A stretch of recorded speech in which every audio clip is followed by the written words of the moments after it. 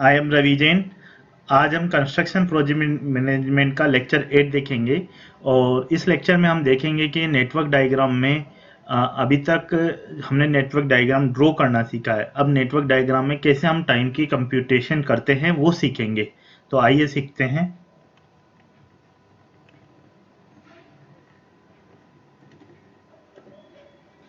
तो इसके लिए हम लोग सबसे पहले जो टाइम कंप्यूटेशंस और नेटवर्क डायग्राम हमारा है, इसमें हम लोगों को हम जानते हैं नेटवर्क डायग्राम 2 टाइप्स के हो सकते हैं, AON और AOA। तो सबसे पहले हम AON डायग्राम पे टाइम कंप्यूटेशन सीखते हैं जो कि काफ़ी इजी है और इसमें आपको क्या है कि कंसेप्ट और अच्छे समझ में जाएंगे। फिर हम लोग AOA भी देखेंगे बट सिंपल है।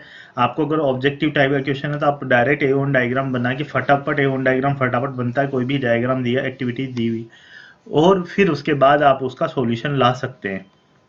तो अभी हमने एओन डायग्राम डायरेक्ट ही ले लिया है विदाउट ड्राइंग और आप देख रहे होंगे कि इसमें क्या दिया हुआ है, activity ABCDE total 3 to 5 activities है और इनकी क्या दी हुई है, ड्यूरेशन दी हुई है कि ये इतने टाइम में कंप्लीट होगी। 3 या 6 भी वीक भी हो सकती है, डेज भी हो सकती है, मंथ भी हो सकती है। कुल मिला के हमने जस्ट एक यूनिट ड्यूरेशन ली।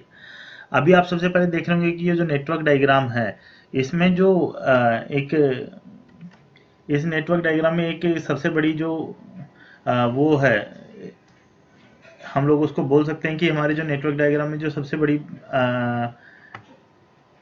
एरर है वो ये है कि डेंगलिंग एरर है।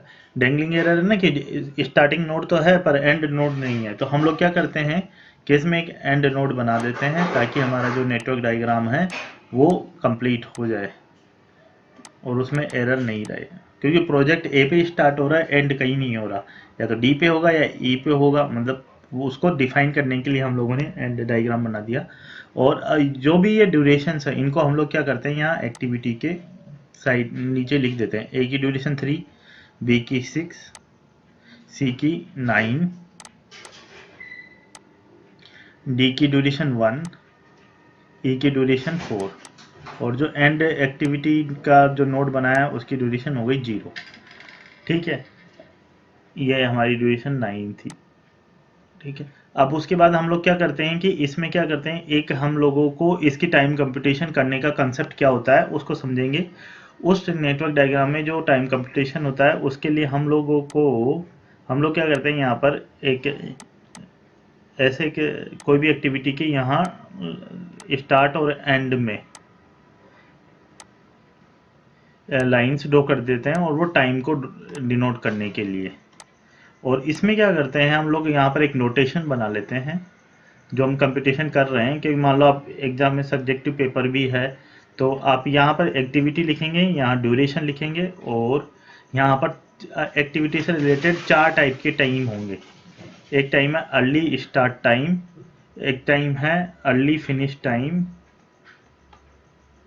Late start time, late finish time. सबसे पहले तो हम समझेंगे EST मतलब अर्ली या अर्लीस्ट स्टार्ट टाइम,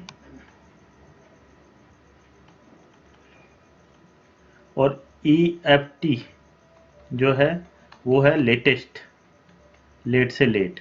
अर्लीस्ट का मतलब जल्दी से जल्दी, अर्ली और अर्लीस्ट है ना, ये हम लोग यहाँ पर आप जाने के। ई का मतलब है अर्लीस्ट और एस का मतलब स्टार्ट, एफ का मतलब फिनिश और हम लोग LST लिख देते हैं यहाँ केवल ताकि आप लोगों को लेटेस्ट फिनिश स्टार्ट टाइम।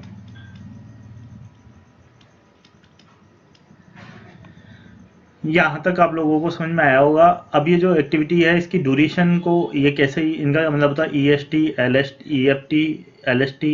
तो इसमें क्या होता है, कोई भी एक्टिविटी पे टाइम कंप्यूटेशन करनी हो तो उसमें क्या होता है, 2 पाथ होते हैं। एक बोलते हैं फॉरवर्ड पाथ या फॉरवर्ड कैलकुलेशन और एक होता है बैकवर्ड पाथ। तो इसमें कैसे होता है, सबसे पहले हम फॉरवर्ड का पाथ का मतलब यहाँ से स्टार्ट से एंड करते हुए, मतलब फॉरवर्ड का मतलब क्या हो गया, हम लोग लेफ्ट से राइट जा रहे हैं स्टार्टिंग एक्टिविटी से और हम लोग टाइम की कंप्यूटेशन कर रहे हैं। तो जो भी ए एक्टिविटी है वहाँ से स्टार्ट करेंगे, स्टार्ट नोड ए है स्टार्ट एक्टिविटी ए है, तो इसका जो स्टार्टिंग टाइम है, अर्ली स्टार्ट टाइम, वो क्या हो सकता है कि कब से कब ये स्टार्ट हो सकती है, उस टाइम को हम 0 देते हैं। इसमें ये ध्यान रखना है कि जो ये जो टाइम है उसको हम 0 से स्टार्ट करते हैं। इसका मतलब ये है कि मतलब 0 का मतलब क्या है, जैसे मान लो कि हम लोग 0 का मतलब यहाँ ये होता है कि ये 0 है, इसका मतलब ये इस तरीके से कि मान लो आपको ए को 3 दिन होने में लग रहा है, तो 0 का मतलब पहला दिन स्टार्ट हो रहा है 0 1 2 3, ऐसे है ए एक्टिविटी। तो 0 का मतलब है ए स्टार्ट हो रही है और 3 का मतलब है खत्म हो रही है। मतलब ये हो गया फर्स्ट डे, ये हो गया सेकंड डे और ये थर्ड डे। 0 का मतलब है फर्स्ट डे का स्टार्ट को इंडिकेट कर रहा है। तो 0 का मतलब ये नहीं कि वन, आप सोचे वन वन नहीं, मतलब कि मेरे कैलकुलेशन में प्रॉब्लम हो जाएगी। तो क्या, इसलिए हम इसको 0 लेते हैं, ताकि पर 0 का मतलब है पहले दिन का स्टार्ट। और अब आप देख सकते हैं कि ए एक्टिविटी अर्ली से अर्ली कब स्टार्ट हो सकती है, हमें ये वो टाइम लिखने हैं, अर्ली वाले, जल्दी से जल्दी वाले टाइम। और जल्दी से जल्दी वाले टाइम क्या होगी, फॉरवर्ड पाथ में आएंगे। तो ए एक्टिविटी जल्दी से जल्दी में कब स्टार्ट हो सकती है, फर्स्ट डे के स्टार्ट में, तो उसका मतलब हो गया 0। और खत्म कब होगी जल्दी से जल्दी, क्योंकि ए को 3 दिन तो लगेंगे, मतलब यहाँ पर 3। तो और यहाँ पर हम लोग क्या करेंगे, 3 का मतलब क्या है, यहाँ पर 3 उस चीज को इंडिकेट कर रहा है कि 3 जो है लास्ट डे को, मतलब 3 का एंड वाला, मतलब 5, अगर मान लो 9 to 5 काम होता है तो 3 बजे के 3 तक, थर्ड डे के 5 बजे को इंडिकेट कर रहा है। धीरे धीरे आपको ये समझ में आ जाएगा। अब सी एक्टिविटी अर्ली से अर्ली कब स्टार्ट होगी, यहाँ पर हम लिखेंगे 3, बट ये 3 का मतलब 3 नहीं है, इसका मतलब है फोर्थ डे के 9 बजे। तो ये जो है ये इस वाली रेंज में आ रहा है, समझ में आ रहा है आपको, आ रहा है ना ये कैलकुलेशन समझ में। तो फोर्थ डे के थर्ड पे सी एक्टिविटी जल्दी से जल्दी तभी स्टार्ट हो सकती है, और खत्म कब होगी, 12। ये जस्ट ऐसे ही, मतलब इसका मतलब ये हो गया 12वें दिन के, 12 जो 12th डे है उसके एंड में खत्म होगी। ऐसे जो बी एक्टिविटी है वो जल्दी से जल्दी कब स्टार्ट हो सकती है, क्योंकि ए एक्टिविटी 30वें को खत्म होगी तो चौथे दिन स्टार्ट होगी, पर चौथे दिन के स्टार्ट को अपन क्या लिखेंगे, 3 ही लिखेंगे, है ना। तो 3। और बी एक्टिविटी 6 दिन चलनी है, तो जल्दी से जल्दी कब खत्म हो सकती है, 9, 3 + 6 9। क्लियर है, कोई डाउट नहीं, वेरी सिंपल कैलकुलेशन है, और आप एक दो पांच बार प्रैक्टिस करेंगे तो बहुत सिंपल हो जाएगा। तो ये हो गया। अब जो हमारी ई एक्टिविटी है, इस पे 2 नोड आके मिल रहे हैं। एक तो बोल रहा है कि 9वें दिन पे खत्म होगी बी, मतलब 9 दिन खत्म हो जाएंगे जब, और सी एक्टिविटी कब होगी, जब 12 दिन खत्म हो जाएगा, 12वां दिन के 12 तारीख का 5 बजे का, 12th वाली जो डेट है इसके 5 PM पे होगा। तो अब आप बताइए कि जो ई है वो तो दोनों पे डिपेंडेंट है, इसका मतलब ई तभी स्टार्ट हो सकते हैं जब C and B both are complete. तो तब बोथ कंप्लीट कब होंगे, जब सी कंप्लीट होगी, और सी कंप्लीट होगी 12th पे। तो जो ई है उसका अर्ली से अर्ली स्टार्ट टाइम कब होगा, 12 होगा। क्लियर है। और ई एक्टिविटी का फिनिश टाइम कब होगा, 12 + 4 16। क्लियर है। ऐसे ही जो डी एक्टिविटी होगा तो इस पे डिपेंडेंट केवल, तो 9 + 1 10। ठीक है। अब जो एंड एक्टिविटी है 16, ये एक्टिविटी 16, और ये जस्ट हमने बनाया है इसलिए क्योंकि ये 16 इस पे डिपेंडेंट, इस पे डिपेंडेंट, तो ये 16 आप लोगों को समझ में आ रहा हो। तो ये हमने क्या करी, फॉरवर्ड पाथ कैलकुलेशन करी, और फॉरवर्ड पाथ कैलकुलेशन में हमारे पास क्या आता है, जो अर्लीएस्ट टाइम है वो आ जाते हैं कि भाई जल्दी से जल्दी अगर कर सको आप कितना ही, मतलब जल्दी से जल्दी कितना जल्दी कर सकते हो, कोई भी एक्टिविटी को स्टार्ट कितना कर सकते हो, लेट फिनिश कब तक कर पाओगे, अर्ली से अर्ली स्टार्ट, अर्ली से अर्ली फिनिश टाइम। तो ये हमारा हो गया। अब आप देख रहे होंगे कि इस कैलकुलेशन में हमने क्या करना है कि कोई भी जो यहाँ पर जैसे मान लो एक्टिविटी ई है, तो वो क्या होगा, 12 और 9 दोनों का मैक्सिमम लेना है, जो भी मैक्सिमम आएगा उसका लेना है। तो फॉरवर्ड पाथ में क्या लेना है, मैक्सिमम को लेना पड़ेगा, फॉरवर्ड पाथ में क्या लेना पड़ेगा, मैक्सिमम को लेना पड़ेगा। क्लियर है। अब हमारे पास जो, अब हम लोगों को क्या हो गया कि अब आप देख रहे होंगे कि इसको देखते हुए पता लग रहा है कि प्रोजेक्ट को कंप्लीट होने में कितने दिन लगेंगे, 16 दिन लगेंगे। कितने दिन लगेंगे, 16 डेज लगेंगे। तो उसको हम लोग क्या बोलते हैं, प्रोजेक्ट कंप्लीशन टाइम, और उसका मतलब है 16 डेज, प्रोजेक्ट कंप्लीशन टाइम, और वो लगेगा 16 डेज में हमारा प्रोजेक्ट को कंप्लीट हो पाएगा। क्लियर है। अब इसका जो बैकवर्ड पाथ है उसमें हम लोग क्या करते हैं कि हम यही अज्यूम करते हैं कि हमें 16 दिन में ही खत्म करना है, उससे ज्यादा नहीं लेना है प्रोजेक्ट का कंप्लीशन टाइम जो की भी। तो हम लोग क्या करते हैं कि यहाँ पर 16 टाइम डालते हैं, और अब कैलकुलेशन इन वाले नोड्स की करेंगे जो कि लेट फिनिश टाइम है या लेट स्टार्ट टाइम है। तो ये तो कोई एक्टिविटी नहीं है, तो यहाँ तो 16 का 16 ही आ जाएगा क्योंकि जीरो ड्यूरेशन है, सब कुछ है, आपको समझ में आ रहा है। क्लियर है ना कि जो एंड नोड है वो तो जीरो है ड्यूरेशन का। अब हम लोग जाते हैं डी नोड पे। जो डी वाला नोड है वो ये इंडिकेट कर रहा है कि डी वाली जो एक्टिविटी है लेट से लेट कब फिनिश हो सकती है, क्योंकि प्रोजेक्ट को कब खत्म होना है, 16 दिन में ही खत्म होना है। तो लेट से लेट कब फिनिश हो सकती है, डी वाली एक्टिविटी कब फिनिश हो सकती है, 16वें दिन को खत्म हो सकती है। डी वाली एक्टिविटी को थोड़ा सा रिलैक्सेशन दे सकते हैं, आप देख रहे होंगे ना कि डी एक्टिविटी को अर्ली से अर्ली फिनिश तो 10 तारीख को ना, मतलब 10th डे के एंड तक, पर 16वें डे के एंड तक भी हो सकती है डी एक्टिविटी। क्यों हो सकती है, क्योंकि प्रोजेक्ट तो 16 तक जाएगा, तो डी एक्टिविटी।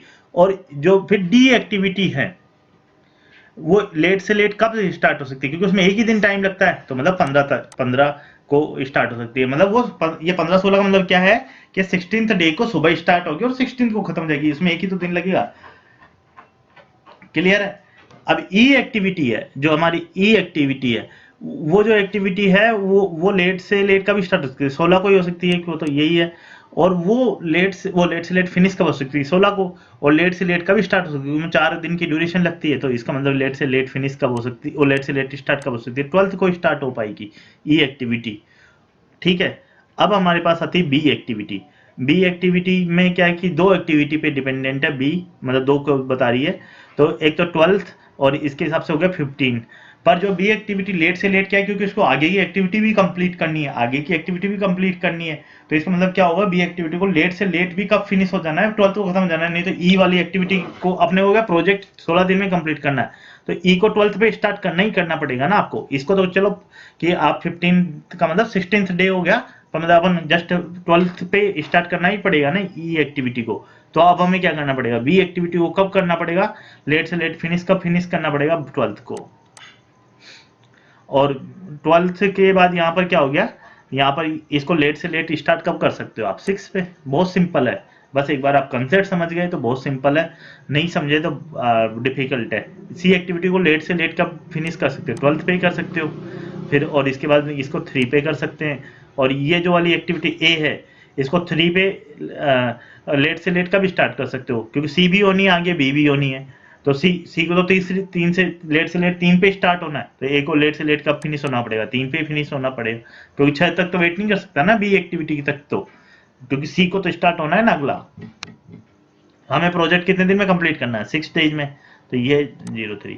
अब आप लोग जो बैकवर्ड पाथ देख रहे होंगे ना, उसमें हम लोगों ने क्या किया है कि जैसे 16 माइनस, यहाँ तो ड्यूरेशन कम करते हैं, और दूसरा क्या होता है कि जैसे ये 12 आ रहा था, ये 15 आ रहा था, तो अपन ने क्या लिया, मिनिमम लिया। तो बैकवर्ड पाथ में अपन क्या लेते हैं, मिनिमम वाली चीज लेते हैं, मिनिमम वाली जो टाइम लाइन है उसको अडोप्ट कर सकते हैं, मिनिमम वाली जो टाइम लाइन है उसको अडोप्ट करते हैं। तो ये जो कैलकुलेशन है, ये उसमें आपको एक चीज समझ में आ रही होगी, जो ई वाली एक्टिविटी है उसको अर्ली स्टार्ट टाइम और लेट स्टार्ट टाइम में कोई डिफरेंस नहीं है। ई वाली एक्टिविटी हुई, सी वाली एक्टिविटी हुई, ए वाली एक्टिविटी हुई, बी वाली एक्टिविटी में अर्ली स्टार्ट टाइम क्या है, 3 दिन का, लेट स्टार्ट टाइम क्या है, 6 दिन का। तो मतलब वो मतलब 3 का मतलब 4th डे के स्टार्ट में भी स्टार्ट हो सकती है, या 7th डे के स्टार्ट में भी स्टार्ट हो सकती है बी वाली एक्टिविटी। आप ये समझ पा रहे हैं ना, जैसे मान लो आपको कल को कोई भी बोले ए एक्टिविटी, इसका मतलब हुआ पहले से तीसरे दिन हो रही है ए एक्टिविटी। सी एक्टिविटी कब हो रही है, 4th से 12th डे पे हो रही है। ये जस्ट हमने 3 to 12 का मतलब 3 to 12 का। अब आप जाइए, जैसे फॉर एग्जाम्पल मैंने ये बनाया 5 6 और इसको हम 12, तो 3 to 12 का मतलब क्या होगा, ये 4th डे है, ये 4th डे है, ये 1st डे है, ये 2nd डे है, ये 3rd डे है। तो 3 से स्टार्ट होता है, मतलब 4th डे से लेकर ऐसे जा रही है। ये आपको ये टाइम लाइन भी समझना बहुत जरूरी है, तभी आपको ये कंसेप्ट समझ में आएगा। अब हमारे पास ये जो नेटवर्क डायग्राम है, अब इसमें आप देख सकते हो कि इसमें अगर आप ये जो देखेंगे ना, तो इसमें क्या होगा कि जो इन दोनों के बीच में डिफरेंस होता है, early finish time minus late early start time, इसके बीच में डिफरेंस होता है वो ड्यूरेशन के बराबर होता है एक्टिविटी की, late finish time minus late start time. बहुत इजी कैलकुलेशन से आपके पास आ गया, ये आपको पता लग रहा है। और दूसरा आप ये देखेंगे कि जैसे इसके बीच में जो डिफरेंस है ना वही इनके बीच में डिफरेंस रहेगा, इनके बीच में जो डिफरेंस है वही इनके बीच में डिफरेंस रहेगा, क्योंकि ये तो एक्टिविटी से ड्यूरेशन से तो जा रहे हैं। तो इसका मतलब आप ये भी निकाल सकते हैं कि late start time minus early start time बराबर late finish time minus early finish time. इन दोनों के बीच में जो डिफरेंस होगा वो भी होगा, और उस चीज वो ड्यूरेशन के बराबर नहीं होता है। वो जो ड्यूरेशन डिफरेंस होता है उसको एक नाम दिया जाता है, उसको नाम दिया जाता है टोटल फ्लोट, या फ्लोट भी बोल सकते हैं, पर टोटल फ्लोट भी बोलेंगे तो ज्यादा है। टोटल फ्लोट का मतलब क्या है, कोई भी एक्टिविटी के पास एक्स्ट्रा टाइम कितना है, एक्स्ट्रा टाइम और स्पेयर टाइम। अब आप देख रहे होंगे ए एक्टिविटी है, अगर मान लो मैं ए एक्टिविटी है उसका जो टोटल फ्लोट है, मान लो एक्टिविटी यहाँ डाल देते हैं हम लोग, और जो टोटल फ्लोट है ए एक्टिविटी, इसका जो है इसके इनके में कोई डिफरेंस ही नहीं है, अर्ली भी और लेट भी इसको सेम टाइम पे स्टार्ट होना है या फिनिश भी सेम टाइम पे होना है, तो 0 है ए एक्टिविटी का। ऐसे बी एक्टिविटी है, उसके बाद 3 दिन का टाइम है, मतलब पहले लेट अर्ली स्टार्ट का मतलब 3 to 9 वाला, मतलब 3 था पॉइंट, यहाँ पर 6 पॉइंट है, मतलब 3 दिन का उसको, या अर्ली फिनिश या लेट फिनिश में भी 3 दिन का डिफरेंस है, तो मतलब उसको 3 दिन का रिलैक्सेशन है। ई एक्टिविटी है, इसमें 0 टोटल फ्लोट है। ऐसे ही जो डी एक्टिविटी है उसमें जो है 9 और ये जो 15 है, तो यहाँ पर जो 9 और 15 के बीच में कितना का मतलब हो गया, 6 का हो गया। ई एक्टिविटी है वो जो है उसमें टोटल फ्लोट क्या है, 0 हो गया।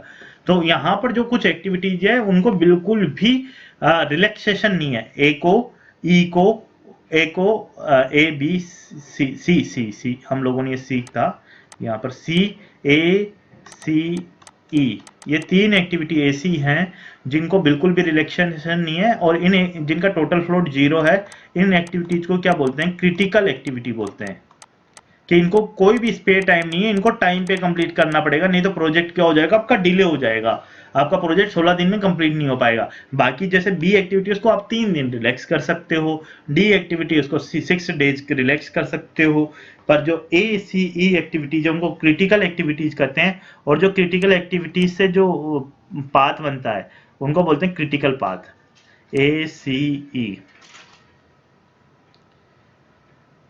तो इनको जोड़ने वाला जो पाथ बनता है उसको क्या बोलते हैं, क्रिटिकल पाथ।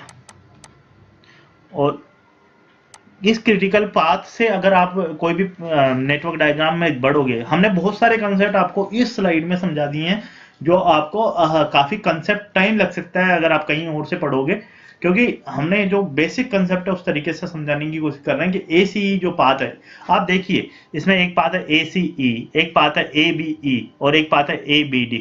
तो ACE पाथ से ड्यूरेशन क्या आ रही है, 3 + 9 + 12 + 4 16।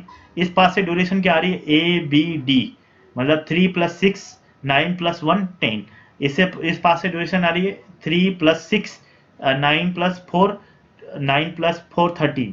तो जो पाथ ACE वाला पाथ है वो क्रिटिकल पाथ है, उसी से क्या आएगी, जो ड्यूरेशन है प्रोजेक्ट की, जो सबसे लंबी ड्यूरेशन आए वो भी क्रिटिकल पाथ ही होता है, वो उसको भी आप क्रिटिकल पाथ बोल सकते हैं। तो क्रिटिकल पाथ का एक तो ये डेफिनेशन हो गया।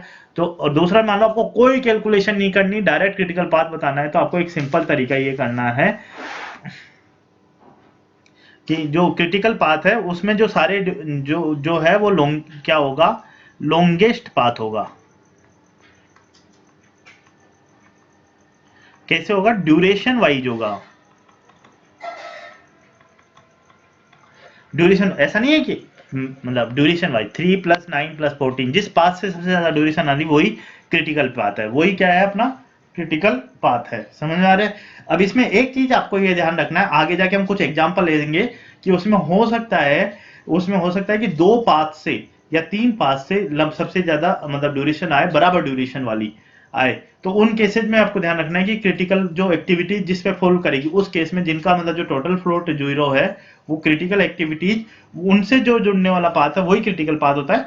पर क्रिटिकल पाथ से हमेशा ड्यूरेशन क्या आएगी, लॉन्गेस्ट आएगी। तो इस केस में ज्यादातर 90% 99% में आपको क्या है, एग्जाम में क्वेश्चन दिया, आपको पूछा क्रिटिकल पाथ क्या है, तो 3 + 9 ये आ रहा है, और कोई पाथ से तो आ रही नहीं है हाईएस्ट ड्यूरेशन, तो ये पाथ क्रिटिकल है। और इस पे जो एक्टिविटीज होगी ए सी ई, उनका जो टोटल फ्लोट है वो भी क्या आएगा, 0 आएगा। बिना कैलकुलेशन करे आप बता सकते हो, कोई आपको कैलकुलेशन नहीं करनी है, और आपको ये डायरेक्ट बता सकते हैं कि भाई हाँ लॉन्गेस्ट पाथ है ड्यूरेशन वाइज, ये क्या हो गया, क्रिटिकल पाथ हो गया। इसके अलावा इसकी एक डेफिनेशन और है वो क्रिटिकल पाथ की, कि minimum time required to complete the project. आप बताइए कि इस प्रोजेक्ट को मिनिमम टाइम कंप्लीट कितना कर पाओगे, जब ये एक्टिविटी खत्म होगी तभी तो कर पाएंगे, तो 16 दिन लगेंगे ना कंप्लीट द प्रोजेक्ट। तो ये भी क्रिटिकल पाथ की डेफिनेशन है कि मिनिमम टाइम, उनके पास से वो टाइम आता है, या प्रोजेक्ट कंप्लीशन टाइम भी वो टाइम होता है जिससे क्या होता है कि मिनिमम टाइम रिक्वायर्ड की टू कंप्लीट द प्रोजेक्ट। और इसी टाइम को हम लोग क्या कर देते हैं, जब इसको बैकवर्ड पाथ कर रहे होते हैं तो अपन ये बोल देते हैं कि मैक्सिमम हम कितना टाइम अलाउ करेंगे, maximum allowable time, maximum allowable time to maximum allowable time to complete the project, ठीक है। बाकी और जो भी क्रिटिकल पाथ होता है उसको या तो आप डबल एरो से या इसी को डार्क कर दो, तो उससे क्रिटिकल पाथ को आपको क्या है कि शो करना होता है एग्जाम में। तो ये क्रिटिकल पाथ क्या हो गया, ACE हो गया हमारा, क्रिटिकल पाथ हो गया। क्रिटिकल पाथ के लिए आप यहाँ से भी बता सकते हैं कि ये क्या है, क्रिटिकल पाथ। पर जब आप ऑब्जेक्टिव कर रहे हैं, गेट वेट का एग्जाम दे रहे हैं, तो डायरेक्ट आप कैलकुलेशन कर सकते हैं। आपको आई होप आपको ये बिल्कुल समझ में आया होगा। इसमें हमने वो जो कंसेप्ट है, ये काफ़ी इंपॉर्टेंट कंसेप्ट है, और इसमें आप टाइम कंपटीशन के सारे क्वेश्चन आप लगभग एग्जाम में कर पाएँ। Thank you very much. आपको अगर फिर भी कोई डाउट है तो आप कमेंट्स में पूछ सकते हैं। Please like our channel and subscribe the channel. Thank you very much.